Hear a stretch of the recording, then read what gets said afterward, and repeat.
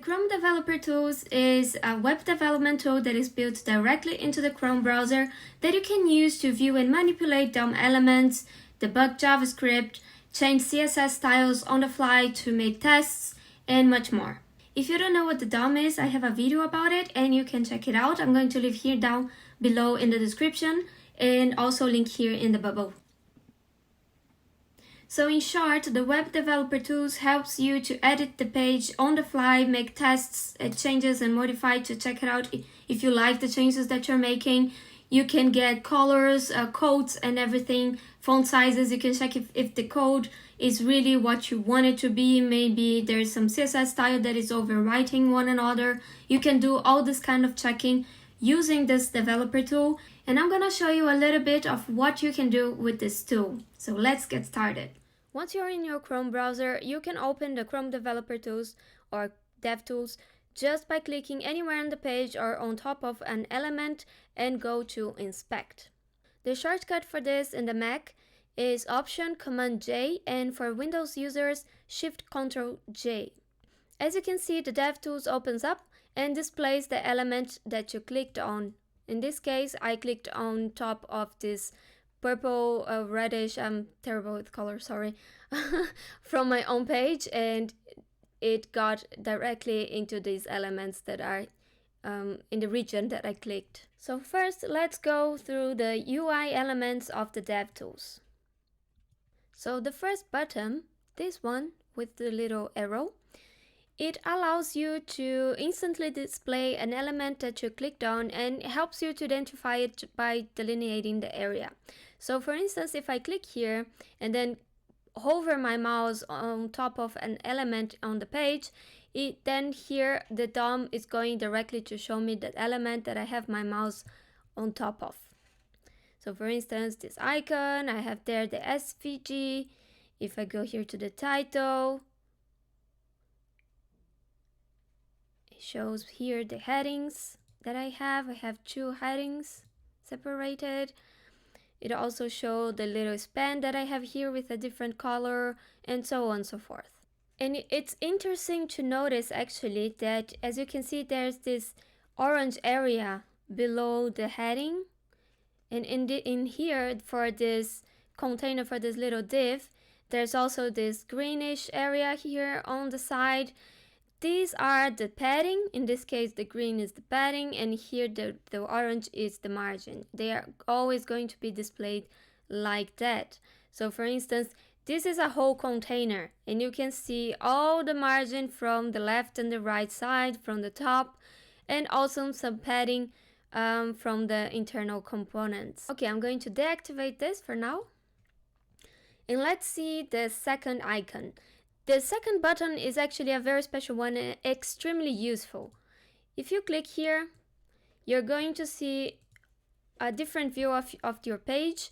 You can choose to see it in different sizes and screens, and it can be actually pretty fine. You can actually edit the list and add every single device that you want to test your page on, and then you're going to have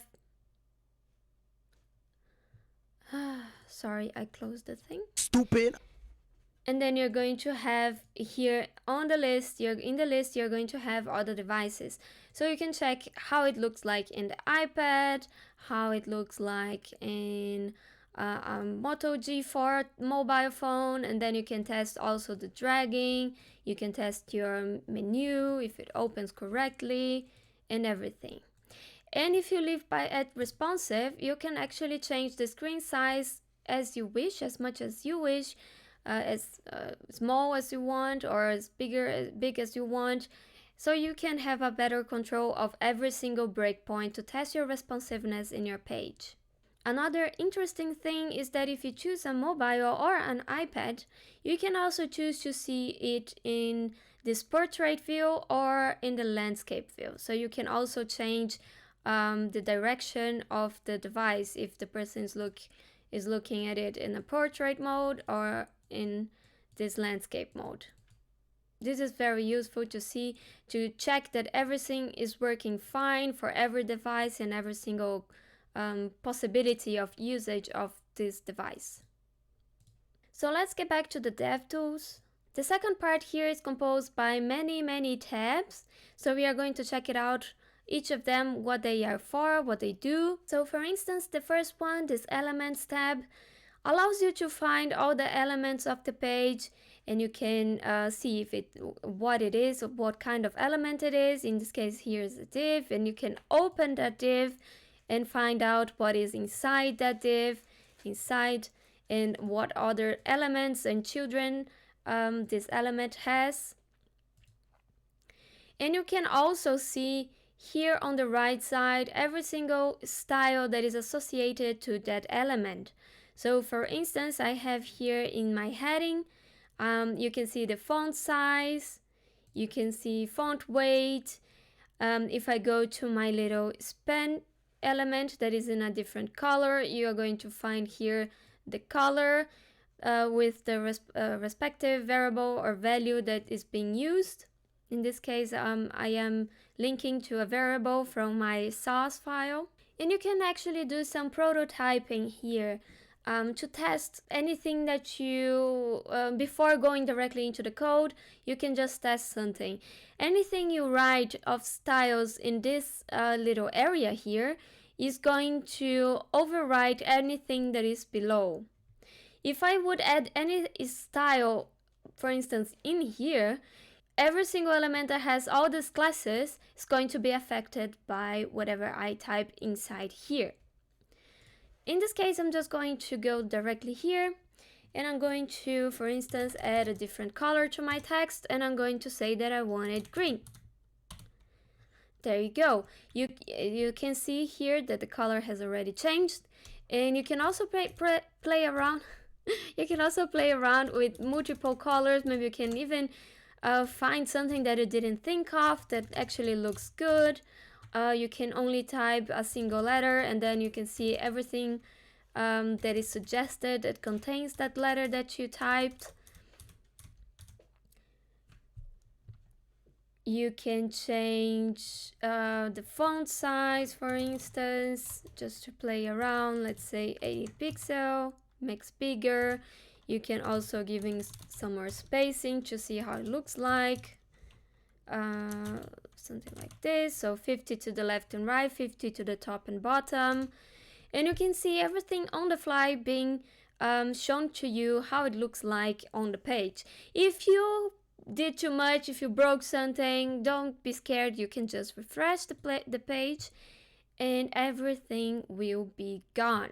So also, if you do modify anything that maybe was broken and you found a way to fix it, remember to copy and to take notes of every single thing that you changed, so you can then implement it into your code, because here is just for prototyping, right? Here is just for testing. Another thing that you can do, you can actually remove and add new elements in the DOM.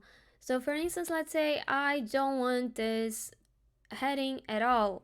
I can just come here and say delete element. It's going to disappear from my page. We can also move the elements just by drag and drop. So for instance, I can move this outside of its parent and put downwards. It came out up here, but where's the other div? I think it's this one. So now it's here on top of the other div, and you can play around and see how your elements would look better in some other specific way. You can just drag and drop and try around as you want. And as I said, you can then just refresh the page and everything would just go back where it was, so you didn't break anything. I can also play around and add different classes to see if I have the right class in there. For instance, like this. You can even add some classes that you have defined in your page. Maybe you forgot to add, and then you can check if that's the only thing missing and add the correct class. For instance, let's say I forgot to add the big. You see, in my page, the class big has the definition of the text size and everything. So if I'm missing it, I'm not going to have all the proper styles, then I can just add here, and then the proper styles are going to be added. Something else I can do, of course, I can also double click here and change the text itself. I can say something completely different, like hey, no, hey is already there. Hello world. So now my text has changed and I can see how it looks like, if it fits the page, if I should do something differently. Of course, all these kind of things like real-time editing, it's also possible to be done nowadays in the IDE. You can also see on the fly all the changes that you make. You can save and see immediately what's going on. But this is just on the fly way to do some prototyping, and you don't have to mess with your code, and just try it out. If it doesn't go well, you can just refresh the page and you have everything back in place and everything. Something else you can actually check is, for instance, if you have an element that changes on hover. I'm going to close this for now. For example, in my page, I have here my pixel art. Once the mouse is on top of these images, it's going to get bigger. It gives a little zoom to it. So one thing I can do, I can right click here, go to inspect. I'll have the DevTools open directly into my icon here, into my little image. And I can actually choose to see how it is when it is on hover. So you force the state to stay like this, as if your mouse was hovering it, and then you can see all the proper styles that are being applied once the mouse is hovering it. So here you can see that the scale is then double up, and there's a little of a box shadow that shows up as to give a kind of illusion of coming out of the screen. And regarding all the styles that you can see here on the right, they are in the order of most predominant, right? So the first ones are the styles that come directly from the body, and from there you define some different styles that override the basic styles that are predefined or whatever. For instance, you might have some default styles for the whole body, but in a different page you want something different going on. You don't want the font size to be at the same size as everywhere else, so you just change it here, and on the top then it's going to be shown everything that is overriding each other. So you can see here there's a lot of text, a lot of styles that have this line on top of the text. That means that it's not being applied because something more powerful is overpowering it. For instance, in this case, the font size here is not being used, but this one is. That is because I have a style for a smaller screen. However, the screen is already too big, so this is not taking effect, but this one is. So that's why this has this line on top of it. You can also see that I have here some default styling for the H1, and then I also have more classes added to this heading. For instance, the home text big, where I change the font size. And if I wanted to change the line height, the letter spacing, I could also do that, and only the heading ones containing those classes would have then the different line height, letter spacing, but all the other H1s in my page would have this basic default styling that I predefined. Another thing that is pretty useful, if you scroll down to the very most bottom of this right side, you can see here a scheme for your margin, border, padding, and the element itself. So this is pretty cool because you can see how far the elements are from each other, how much padding you have added, or how much margin you have added. And you can also change that on the go. So for instance, if I go inspect this one, and I can see that my most out here element for this little module here It has just a little padding from the right and from the left. And as I go inside, I see that the padding increases because I didn't want it to be too close from this margin, from this border. So I put the elements more to the center. And here it's the element itself. This is the green, the orange, as I mentioned before, and you can see everything here as well. So let's suppose that I want to manipulate it and see how it would look like if I had a different padding. You can also double click in this little number. Here it says 15. I'm gonna give like 100 just to give a very obvious impact. There you go. So now you can see that there is a bigger green bar on the right that is representing the 100 pixels that I gave, and the element then goes even more to the side. One of the most important tabs is the console. The console is very useful, and you can also see down here, so you don't have to go only to the console. You can stay in this window with all the elements, with the styles, and down below here you can see the console. In the console, all the JavaScript console logs messages are going to be printed. If you print something in your code, in your JavaScript code, using this console log line, for instance, I don't know if you write anything, then once the code is run, it's going to be shown exactly like this, right? It's very useful for to follow around where the code is going. For instance, if you have a function with if-else rules and you want to know if your code went to the right path, if didn't stop, like to console log error messages, for instance, if something went wrong, you can always use this console log in the JavaScript, and then you can see here in the console tab area what's going on, what is the error or where your function is. Another thing is you can also see error messages if there is any. Let me refresh my page.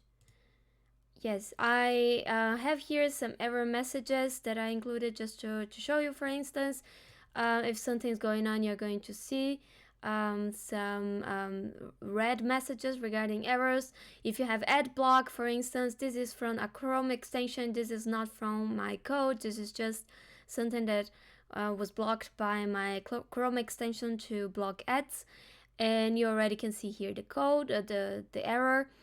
There are also some other mapping of what's going on. You can play around with all these settings to see if everything that you want to see is being shown. There are also some warning messages, especially if you are using different or older versions of framework, for instance React or something. It's going to show warnings of your libraries if there's anything that is being deprecated or it's not working anymore or should be updated. There are many warnings that can come up. If you have empty variables, if you're importing something that you're not using, everything is going to be shown in yellow as a warning. So these are some examples of what you can see in the console. You can also preserve, so when you refresh the page, then nothing is going to disappear. You can also group the messages and so on and so forth. You can just go through. If I deactivate these HTTP requests, we are not going to be seeing my requests from the page that are being performed, so I wouldn't see the get, the post. It means that it's doing well, so I can see that everything was successfully completed. But if you don't want to see this in the console, you can also just deactivate this. This button will clear the console, so you can just start from scratch. And in the sources panel, you can actually browse site files, read and edit the code. You can find everything here and are in the folders. For instance, my page for the home page will be here, and the whole code is in here, and you can see how I how I wrote the page. Here is a little function. Create dots is a function that I created to make, for instance, these little points, these little dots. So you can check it out, everything. You can also edit the code on the run, and you can add some breakpoints by clicking the line number. So for instance, if I click here, then I'm creating a breakpoint, and once I reload the page, it's going to stop here. Let's reload. So as you can see, it's written paused in the debugger. It's here and brought me here directly to the line 33, and I can change here something else. If I don't want this breakpoint to work anymore, I can just deactivate it and let it go through. I can add some more code in here to see if something is broken. I can just try to fix here before going to my real code. And of course, if you just want to keep going, you can stop the pause and then the page is going to be loaded again, or go to the next breakpoint. Since I didn't have another breakpoint, it just went through. Everything just load up as it should be. Another interesting tab and very useful is the Lighthouse tab. It analyzes the performance and the speed of the page. So I can just go here and click directly generate report, and it's going to analyze how my page performs when running in a desktop. So it refreshed the page by itself, and now it's gathering some information. And then we can see how it goes. It was also analyzing on 3G in mobile internet, and my performance is 88. And due to my Chrome extensions, actually the page was affected. But that's that's on me, right? That's because I have too many extensions. That's true. I have extensions to analyze React and Vue frameworks and everything, so it just impacts in a way every single page that you try to load. And here there are some analysis and how much time everything took to build, and that's pretty cool. I can see here that my images are kind of big, so it took a toll on my page. So maybe I can improve this, implement some smaller images. For instance, probably this image can be taking a while because I don't know, it has maybe a high resolution, high quality. I also have some images here and also here, and they are all full resolution. So maybe this is one point that I can improve in my page. So this is really something that you can use to improve the performance of your pages. Another tab that we are going to check out is the network tab. So in this tab, I'm going to close the console tab because we don't need it now. So in this tab, you can actually see everything in two different areas. In the first one, it's showing every single element when it has been loaded, at which stage, what was first, what was afterwards. You can also select only a certain parts, like what was before in the beginning, what was loaded before in the beginning, what was loaded in the end. You can select only what you're interested in seeing, what was taking so long, for instance. Then you select you can just click and drag, and then you can select a specific period of time in your page loading. I'm going to select everything, and then here we can see every single element that is being imported into the page. So the images that are being used, for instance, this image is here. You can see my GIF images that is also being loaded in here. There are many other informations like how much time it took to come. There are also